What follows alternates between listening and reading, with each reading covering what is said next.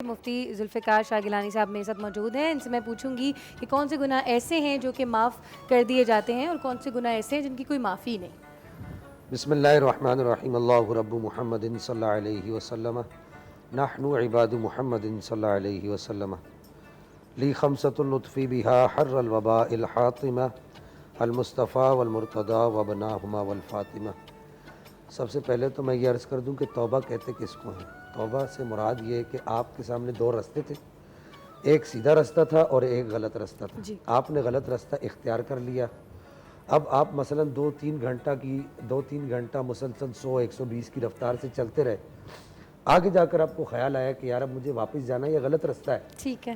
تو اب اگر آپ نے وقت بچانا ہے تو آپ اگر 100 کی رفتار سے گئے تھے تو واپس آپ کو اس سے زیادہ رفتار سے آنا ہوگا, اس چوراہے پر واپس آنا ہوگا. لیکن دین یہ نہیں کہتا. ٹھیک ہے. دین یہ کہتا ہے کہ جہاں پر جس جگہ پر تجھے احساس ہو گیا کہ میں غلط آ گیا ہوں, وہیں پہ کھڑا ہو جا اور وہیں پر کھڑا ہو کے اللہ جل مجد الکریم کی بارگاہ میں عرض کر دے دو باتیں کہ یا رب العالمین جو کچھ ہو گیا اس سے توبہ کرتا ہوں اور آئندہ وعدہ کرتا ہوں کہ نہیں کروں گا. جی بس اتنا کہہ دے اور عزم مصمم کر لے. جتنا غلط سفر کر کے آیا ہے وہ بھی سارا صاف ہو جائے گا اور جتنا تو نے واپس جانا ہے وہ بھی پورا ہو جائے گا اور اتنا ہی رفتار سے تو آگے بھی پہنچ جائے گا ایک لمحے میں.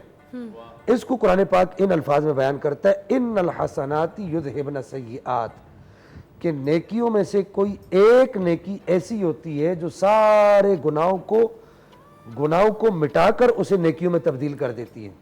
علامہ اقبال نے بڑی پیاری بات کہی کہ وہ ایک سجدہ جسے تو گراں سمجھتا ہے ہزاروں سجدوں سے دیتا ہے آدمی کو نجات. کہ توبہ وہ ایک سجدہ ہے اللہ جل مجد الکریم کی بارگاہ میں. اگر ایک سجدہ ایسا کر لیا جائے, اچھا وہ کیسے کریں؟ رمضان المبارک کا مہینہ ہے, آپ سحری میں اٹھ جاتے ہیں تہجد کے وقت, وہ ایک سجدہ آپ کا تہجد کا سجدہ ہے. اس وقت آپ ہوتے ہیں, آپ کا رب ہوتا ہے اور کوئی تیسرا نہیں ہوتا.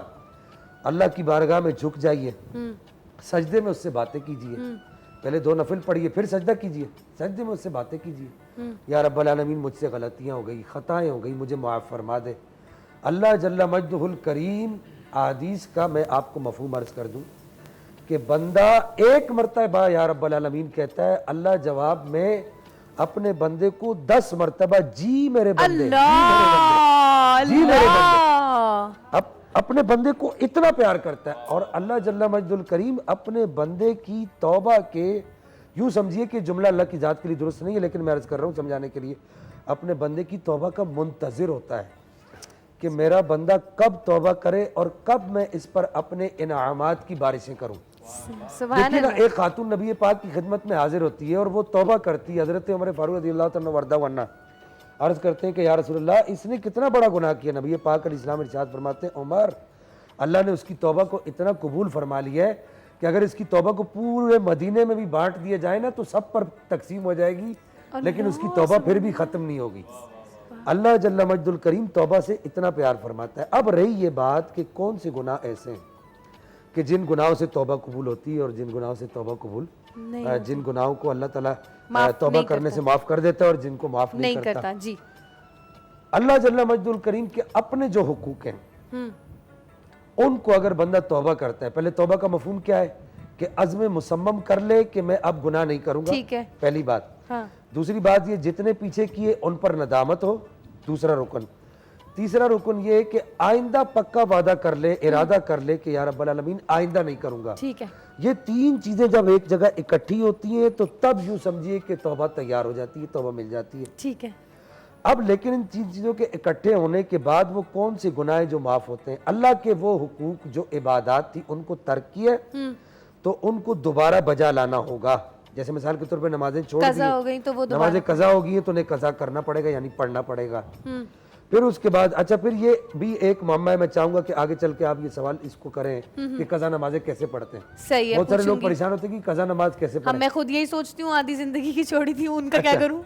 اچھا اپنے گناہ کا اظہار بھی نہیں کرنا چاہیے کہ میں نے اتنی نمازیں چھوڑ دی. ہاں گناہ کا اظہار بھی گناہ ہے. دیکھیے बेटा ये बात मुफ्ती याद साहब ने वही मुझे देके समझा दिया। ये बात याद रखना, ये आपका और आपके रब का राज है। सही, अच्छा। आपका रब चाहे तो इसको राज राज में ही रख के आपको जन्नत में भेज सकता है। अल्लाह, अगर 100 बंदों के सामने खोल दूं किसी को गुनाह ना बनाए। हाँ, तो वो क़यामत वाले दिन खड़े हो जाएंगे। गवाह ना बनाऊं। ये गवाह बन गया ना, अगर आप अपने गुनाह को इजहार कर देती हैं हाँ। कि मैंने वो मुझसे ये हो गया ना।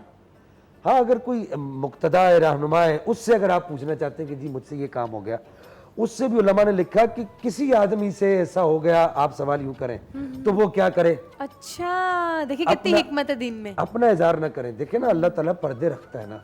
आए, एक गुनाह मेरा माँ प्यो वेखे हाँ। ते देवे ढेस निकाला, 100 गुनाह मेरा मौला वेखे ते ओ पर्दे पावण वाला। सुभान अल्लाह, वो इतना फिर भी- प्यार तो मेरा रब ही कर अल्लाह वो सकता है। सत्तारुल अय्यूब है। बिल्कुल तो बिल्कुल बहरहाल ऐसे ये ही कि है। जो गुनाह उसके और जो गुनाह कबीरा हुए यानी इबादतें तर्क की है, तो उनको बजा लाना पड़ेगा। फिर इंशाल्लाह इस पे आगे बात करेंगे। बिल्कुल बिल्कुल।